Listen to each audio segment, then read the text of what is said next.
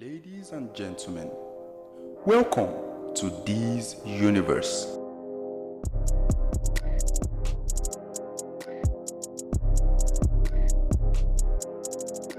So guys, welcome back to my channel. First of all, I want to say thank you guys for the new subs. We're now at 250 subs and that's half of 500 subs, so we are making progress. I know it's been a while I dropped a reaction video. Trust me guys, I can explain why. But before I get into that chapter, there's this video I saw on my YouTube feed. It was titled, "He buried his wife alive." Like, he buried his wife alive. So I clicked on it cause the title itself already got me hooked. And it turns out to be an African folklore tale. So it's possible there might be a moral lesson or two to learn from it. This is my first time watching and reacting to it. So grab your popcorn, relax, and enjoy. And don't forget to hit the subscribe button. Leave a comment in the comment section below and let me know what you think about it. Let's go. Once upon a time, in a big bright village, lived a man named Amadi. Amadi had a wife named Ama. Ama was very kind and loved by everyone in the village. But one night, something sad happened. Ama disappeared, and no one could find her anywhere. The villagers searched everywhere. They looked behind the big trees, near the river, and under the bushes. They called her name, Ama, Ama, but she did not come back. Everyone was very worried. After many days, the villagers thought that Ama must have died because they could not find her anywhere. They were very sad and missed her a lot. They talked about her sweet smile and how she used to make the tastiest yam porridge. They said, "We will remember Ama forever." And they were sad, thinking she was not with them anymore. But Amadi had a secret, a very big secret. He knew where Ama was. Ama had not really gone to the stars. Because of this, Amadi acted sad in front of the villagers. But inside, he was thinking about marrying another lady, Ama's friend. He didn't tell anyone his secret, not even his best friend. Every night he looked at the stars and felt a little scared because he knew the truth about where Ama was. I want you guys to hear me out, okay? Good. So, from the title, I'm sure we all know what happened to his wife. Because it got me thinking, like, did this dude actually bury his own wife alive just so that he can marry our best friend? Like, he could easily file for a divorce and get a new wife. So what? The divorce process might take a long time or drama that might sparkle between families. That's still more easy to bear than digging a 6-foot deep hole and burying this poor woman you call your wife alive just because her friends got a fat ass. Wow. Like, how big is that ass? I mean, let's continue the video. Because he knew the truth about where Ama was. And that's how the big secret stayed with Amadi, while the village thought Ama had disappeared forever. Back in the present, Amadi tries to live like everything is normal. He laughs with the villagers, he works in his farm, but inside he feels very scared and sad. When he is alone, he hears whispers in the wind that sound like Ama's voice. Sometimes at night, he dreams that Ama comes back looking sad and asking, "Why Amadi?" So guys, I apologize for stopping the video mid-narration, but I just want to let you guys know that this will be the last time I pause the video as I want us to get the full storyline. So thank you for your understanding. Let's continue. Sometimes at night, he dreams that Ama comes back looking sad and asking, "Why Amadi?" Even though Amadi wants to forget and marry the other lady, the memory of that night under the mango tree keeps haunting him. He walks by the backyard and feels like the ground there is different, heavier somehow. Amadi knows he should feel happy about his new plans, but the secret of what he did to Ama makes his heart feel like a stone. He wonders if he will ever feel light and happy again, or if the whisper of the leaves will always be telling Ama's story. In the village, things started to feel a little strange. At night, the wind seemed to howl louder than before, and sometimes Amadi's doors would slam shut even when there was no breeze. The big mango tree, under which Amadi and Ama used to sit, began to drop its mangoes before they were ripe, thudding heavily onto the ground. The villagers started whispering to each other. "Do you feel it? The chill in the air when you walk past Amadi's house," they'd say. "Maybe it's Ama's spirit. Maybe she's not at peace." They talked about how spirits sometimes come back if they had something left unsaid or undone.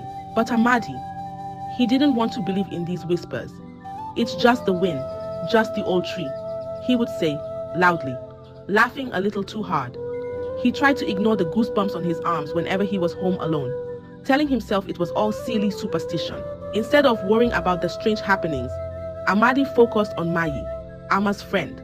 Mai was gentle and kind, with a smile that reminded him a little of Ama. He started visiting Mai, bringing her gifts of yams and honey. He'd sit with her, trying to weave his charm, hoping she'd be his wife. But every time he talked to Mai, a gust of wind would blow, rustling the leaves and making the curtains dance. And at night, the strange sounds around his house grew louder, like someone was whispering his name. It seemed the more he ignored the signs, the stronger they returned, as if they were trying to tell him something important. Even so, Amadi kept dismissing these signs, focusing all his smiles and sweet words on Mai. But deep down, a fear began to grow inside him. A fear that maybe the village whispers were right. Maybe Ama's spirit really was stirring.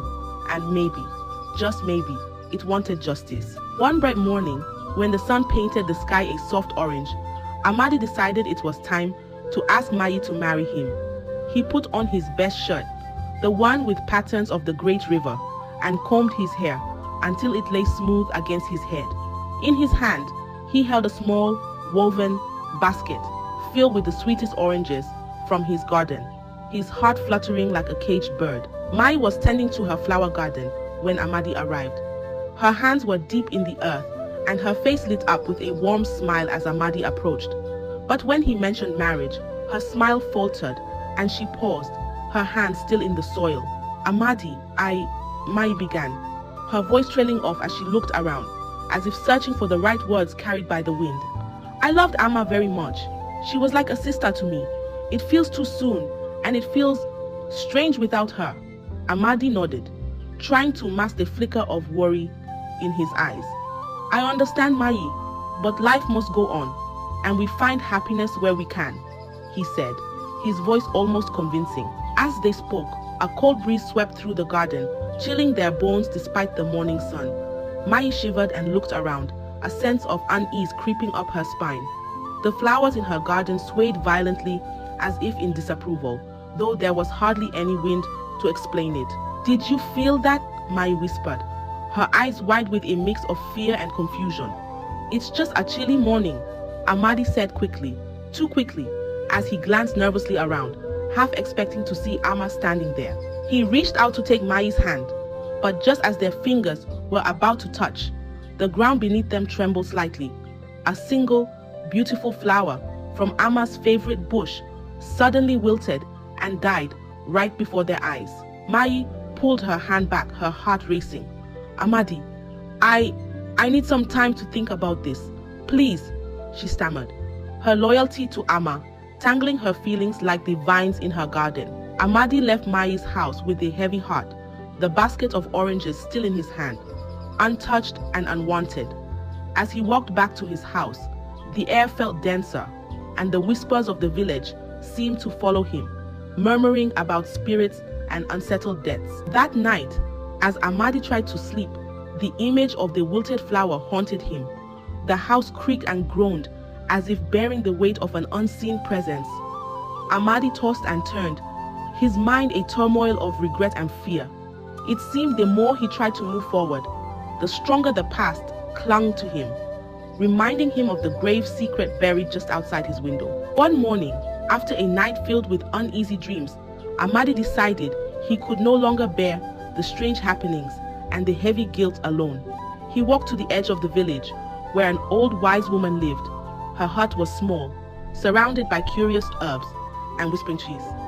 The villagers said she could speak to spirits and uncover deep secrets. As Amadi approached, the wise woman was sitting outside her hut, her eyes closed as if she was listening to the wind. Without opening her eyes, she spoke. "I've been expecting you, Amadi." Amadi fell, a shiver run down his spine. He sat down across from her, the dirt cool beneath his feet. "I need your help," he began, his voice barely above a whisper. "There are strange things happening around my home. I hear whispers, and things move on their own. The wise woman opened her eyes, looking directly into Amadi's, with a gaze that seemed to see right through him. The spirits are restless, she said slowly. They speak of darkness, and their heart burdened with guilt. Amadi's heart pounded louder, fear mixing with his desperation. How do I make it stop? How do I bring peace back to my home? He asked, hoping for a simple solution. The wise woman sighed, her voice heavy with the weight of her knowledge. The only way to calm the spirits is to confess your sins. The truth must come out to heal the wounds you have caused. Atas quenchtasi inti, Amadi's breath caught in his throat.